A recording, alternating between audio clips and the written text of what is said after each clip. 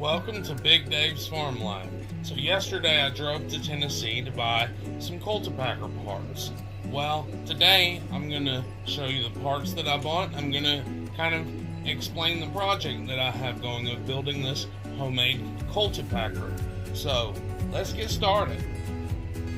Alright, so let's get a closer look at this stuff. So this is a 2-inch solid shaft. It has tapered ends, and I'm assuming it's carbon steel. It's an extremely strong shaft. This was built, I am guessing, in the, 1950s. Could be anywhere from 50s to 70s, and that's just a rough guess. I could definitely be wrong. I have not checked on any numbers on it or even really dug into it deeply.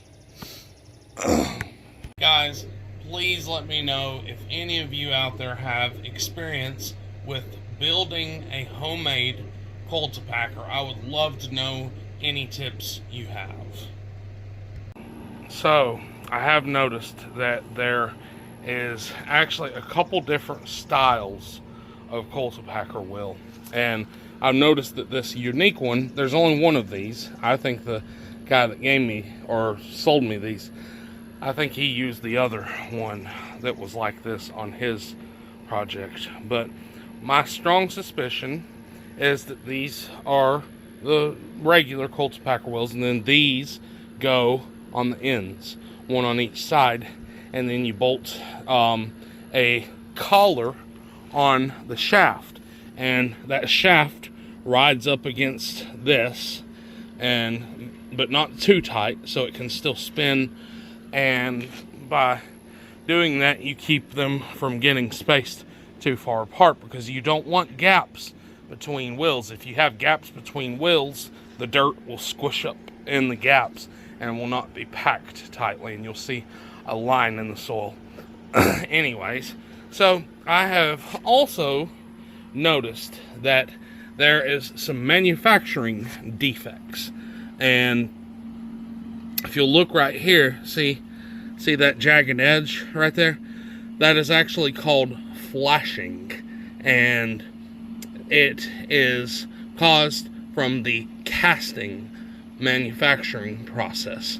I won't go real in depth about it, but I will say that if you have something like this that needs to be high strength, like for example, if you hit a rock real hard with this, cracks can happen, and the cracks will usually start where the flashing is. So if you have something like this that needs to be high strength, take an angle grinder or whatever and smooth this edge off, and by smoothing that edge, you actually increase the strength of it, because cracks are very likely to start in those places.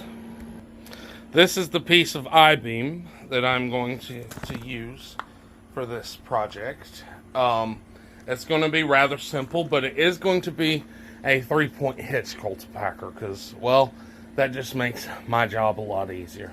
I'm going to come up with some kind of way, like jack stands for it as well, so when I'm not using it, I can kind of let some legs down and it'll hold itself upright, and then it'll be much easier to hook the tractor up to it.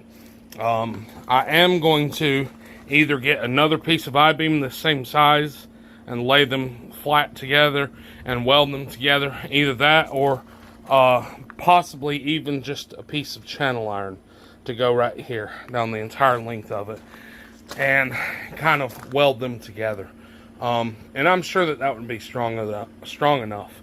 This might be strong enough as it is, but you know what? I'm estimating that if I build it just like this with this I-beam and these pieces over here, that's probably only going to be about 500 pounds. And from the research that I have done, you want a cultipacker to be about 75 to 100 pounds per foot of width.